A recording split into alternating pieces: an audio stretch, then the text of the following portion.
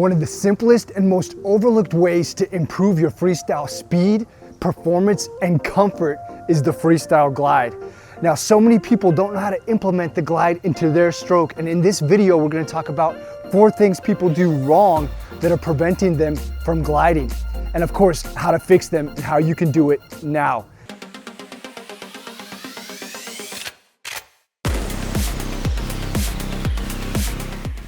Before we look at the first crucial mistake that is a huge glide blocker in so many freestyles, I want to show you what optimized glide looks like by looking at the legend Rowdy Gaines swimming 100 freestyle at age 52.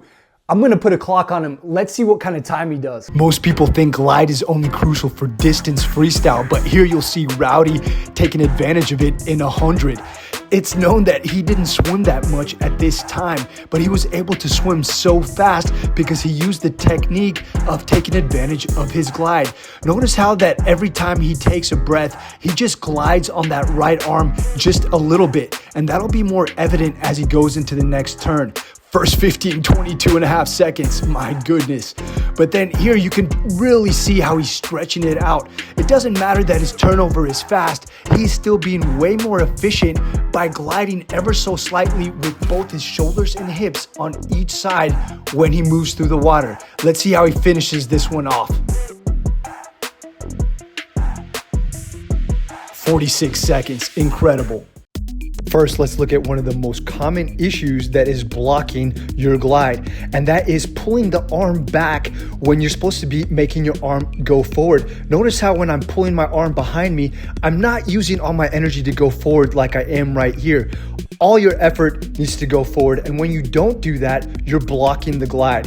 And here's the simple fix to do that. It's the classic fingertip drag drill. Notice how I'm dragging my fingers on the surface of the water. This helps my effort and momentum to go forward while the other arm just waits and glides. If you don't do this, you're gonna kibosh your glide from the very beginning.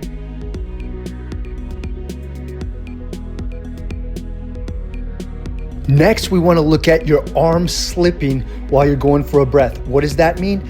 Look, when I go for a breath, that arm that's pulling is coming down. It should be staying up there. This is a huge mistake and definitely causes big drag.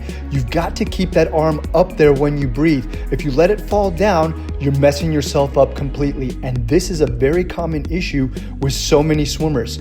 Watch me when I'm doing it correctly. When I go for a breath, that arm is waiting for me, almost surfing on it is what I'm doing. This is how we can carry momentum through our stroke. And the way you can fix this is, of course, the catch-up stroke. It forces you to keep that arm up there. You can do this with fins if you're not advanced yet, but the idea is that you keep that arm waiting until the other arm comes around and touches it before you take a pull. This lines your stroke up and is a great way to get glide put into your stroke. Now notice from this different angle that I'm breathing to the same side every time.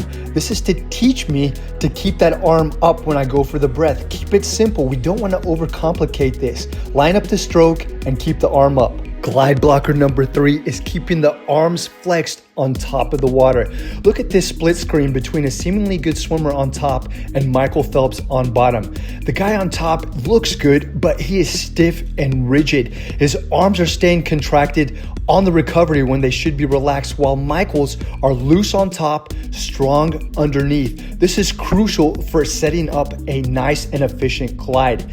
Now, there's a legend, Alexander Popov, who came up with a method called the kayak method that teaches you how to do this. He is one of the prettiest freestyles in the history of swimming, and you can see how loose and relaxed he is on top of the water and then powerful underneath. He came up with a unique method called the kayak principle, where they learn to keep the arms continuous by doing this motion as you can see here.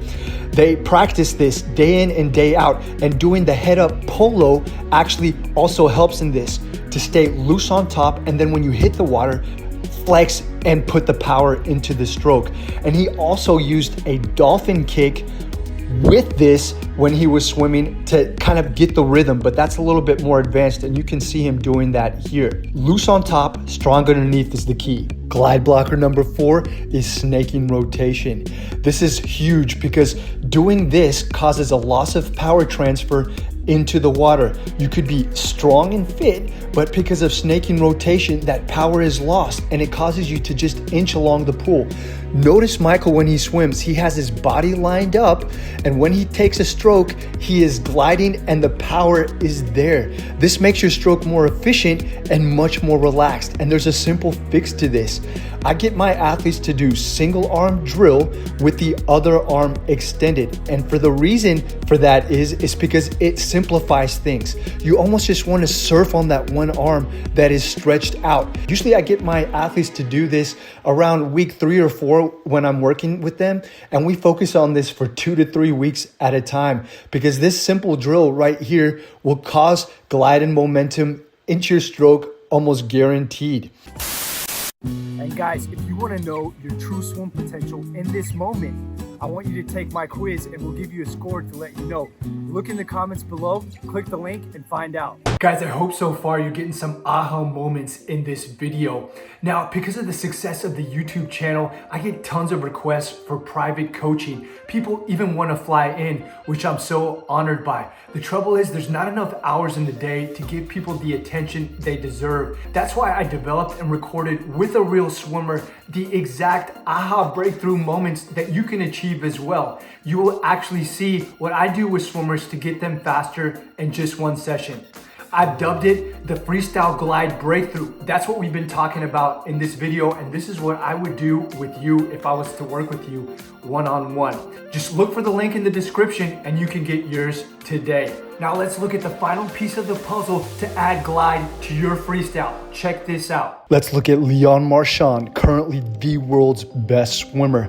And what we want to do is look at his body line, because he's known to have one of the best body lines in the sport. Even though freestyle is not his best stroke, he uses an extended body position to get maximum buoyancy to add extra power and glide to his stroke.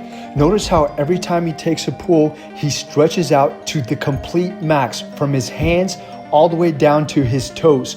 And we're gonna then look at Michael Phelps, the person he studied from, to see how we can use that extended position when we breathe to carry momentum.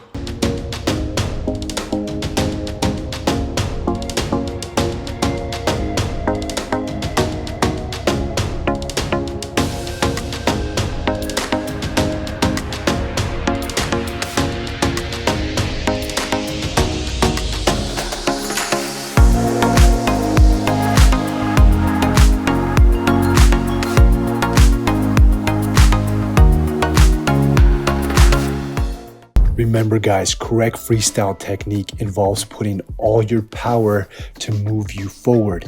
Don't waste movements with any side-to-side movements, up and down movements that don't need to be there. Just put all your power forward. Stay extended, reach, but don't overreach. Pull with a strong high elbow and get that water to just work for you and not against you. You can do this.